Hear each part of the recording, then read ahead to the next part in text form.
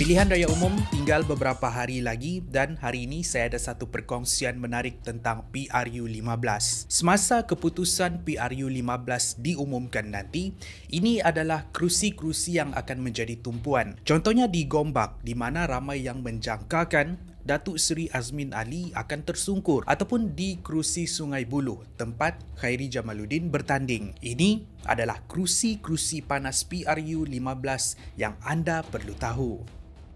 5. Tuaran Sabah, Madius Tangau.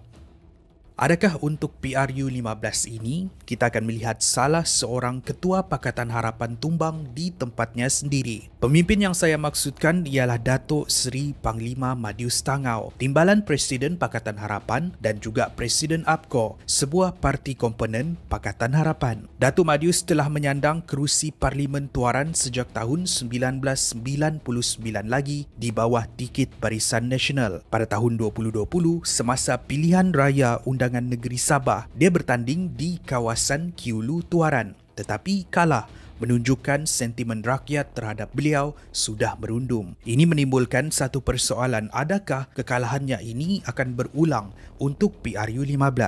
Tambahan lagi, dia bertanding dengan salah seorang calon yang popular, iaitu Joanna Rampas dari Parti Warisan. Dan kalau dia sebagai Timbalan Presiden Pakatan Harapan dan Presiden APCO kalah, pasti akan mengejutkan ramai pihak. Kekalahannya semasa PRN Sabah 2020 mungkin disebabkan oleh power move politik yang melompat dari satu parti ke parti yang lain, secara langsung mempopularkan terma katak. Pada PRU 14 tahun 2018 dahulu, dia memenangi kerusi tuaran di bawah tikit Barisan Nasional. Tapi sebelum Barisan Nasional sempat menubuhkan kerajaan, dia keluar dari Barisan Nasional dan menyertai Parti Warisan di bawah gabungan Warisan Plus. Secara langsung mengangkat Warisan Plus menjadi kerajaan negeri. Dia kemudian dilantik menjadi Timbalan Ketua Menteri Sabah. Tidak beberapa lama kemudian, dia keluar dari Warisan Plus dan menyertai Pakatan Harapan, di mana dia dilantik menjadi Timbalan Pengerusi Pakatan Harapan. Ada yang berpendapat ketidakkonsisten kedudukan beliau di dalam arena politik inilah yang membuatkan rakyat keliru dan hilang keyakinan terhadapnya. Ini menimbulkan persoalan di kalangan rakyat. Adakah dia mengejar perjuangan ataupun mengejar jawatan? Kedudukannya akan ditentukan pada PRU15 nanti. 4. Gombak, Azmin Ali. Kalau tadi kita lihat salah seorang dari pemimpin Pakatan Harapan dengan kedudukan yang goyah, kali ini pula kita lihat salah seorang dari ketua pemimpin dari Perikatan Nasional, iaitu Datuk Seri Azmin Ali yang akan mempertahankan kerusinya di Gombak, Selangor. Azmin Ali ialah seorang tokoh senior yang lantang memperjuangkan perjuangan reformasi di sisi Anwar Ibrahim, sehinggalah mereka berjaya membentuk kerajaan semasa PRU ke-14 dahulu. Tidak sehingga pada tahun 2020, Anwar Ibrahim bagaikan ditikam dari belakang bila Azmin Ali terlibat di dalam komplot politik yang dikenali sebagai langkah Sheraton yang kemudian menubuhkan kerajaan Perikatan Nasional bersama parti lawan. Ini secara langsung mengkhianati rakan seperjuangannya Anwar Ibrahim dan gabungan partinya sendiri, iaitu Pakatan Harapan. Untuk PRU ke-15 ini bagaikan menyimpan dendam kesumat di atas pengkhianatan Azmin. Anwar bersungguh-sungguh untuk menjatuhkan dia dari kerusi Parlimen Gombak yang telah disandangnya selama 3 penggal. Di satu ucapannya di Gombak, Anwar membuat kenyataan kehadiran dia di Gombak untuk berkempen ialah untuk memberikan pengajaran kepada pengkhianat. Selain menyamakan Azmin dengan si Kitol, merujuk kepada pengkhianat semasa zaman Kesultanan Melayu Melaka. Sejarah Melayu tentang kisah Raja Mendelia dengan si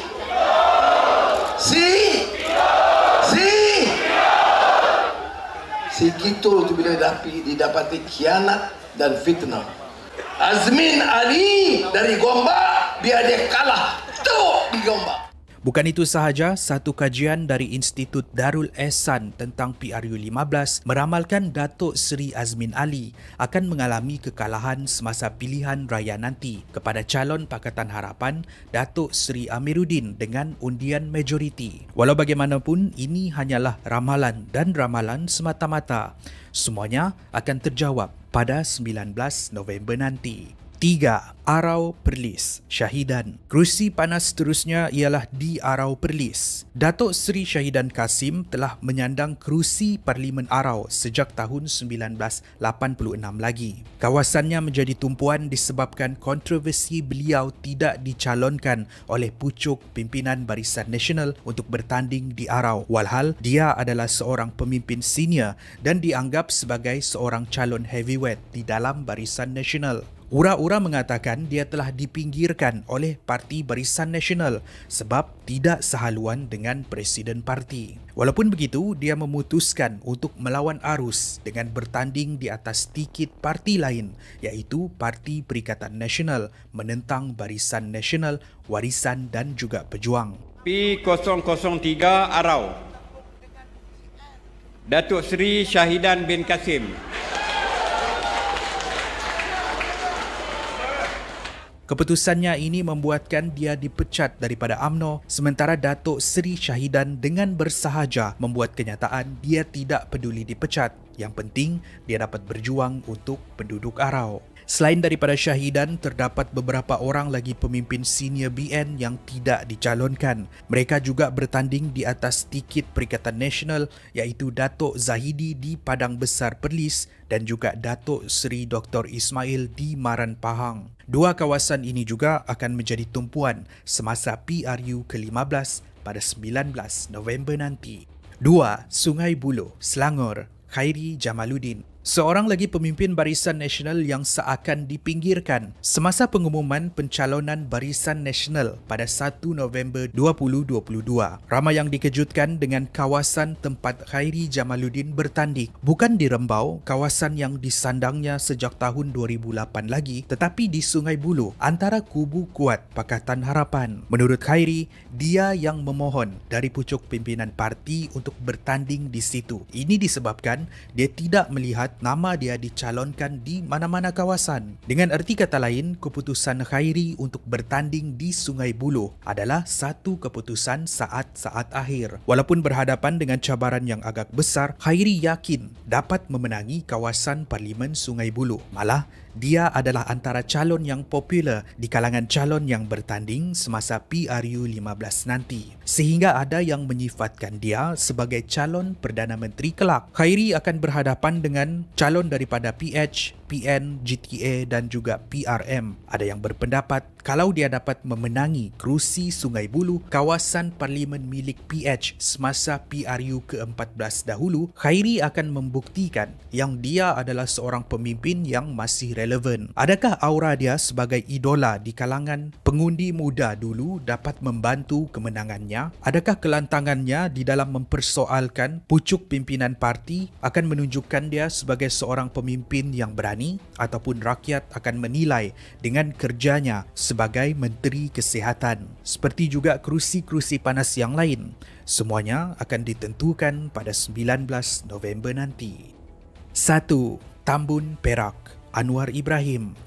Kerusi yang paling panas di dalam senarai ini ialah di Tambun Perak, tempat ahli politik legenda, Presiden Pakatan Harapan dan juga Presiden Parti Keadilan Rakyat Datuk Seri Anwar Ibrahim bertanding. Bekas penyandang kerusi Parlimen Port Dickson ini berpindah ke sebuah tempat yang dijangka boleh memberikan kemenangan besar buatnya, iaitu di Tambun. Dia akan berhadapan dengan 4 calon yang tidak kurang hebatnya. Ini termasuklah calon Perikatan Nasional Datuk Seri Ahmad Faizal Azumu, bekas Menteri Besar Perak dan bekas Menteri Belia dan Sukan, calon daripada GTA Abdul Rahim Tahir dan calon daripada Barisan Nasional Datuk Aminuddin. Menurut Anwar, dia yakin untuk memenangi kerusi Parlimen Tambun dan akan menjadikan Tambun sebagai pusat gerakan kerajaan baru. Dia juga berjanji akan membawa Tambun ke pentas dunia. Saya mengapali dan berani untuk merempuh dan tawan Tambun dalam pilihan raya ini. Melihat kadar kemenangan dia di dalam arena politik sebelum ini, bagaikan tidak perlu menunggu keputusan PRU 15. Ramai yang sudah menjangka Datuk Seri Anwar Ibrahim akan memenangi kerusi Parlimen Tambun dengan undian majoriti. Namun begitu, kita hanya boleh tunggu dan lihat. Ini menjadikan kerusi Parlimen Tambun kerusi panas terakhir kita pada hari ini.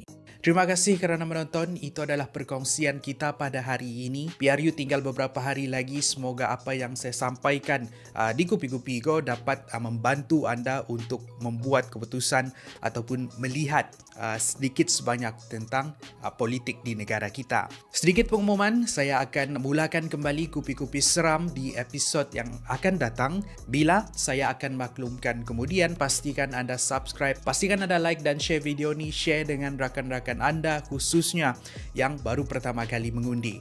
Itu sahaja daripada saya hari ini. Saya jumpa anda di episod yang seterusnya. Kupi-Kupi Go, menarik setiap hari.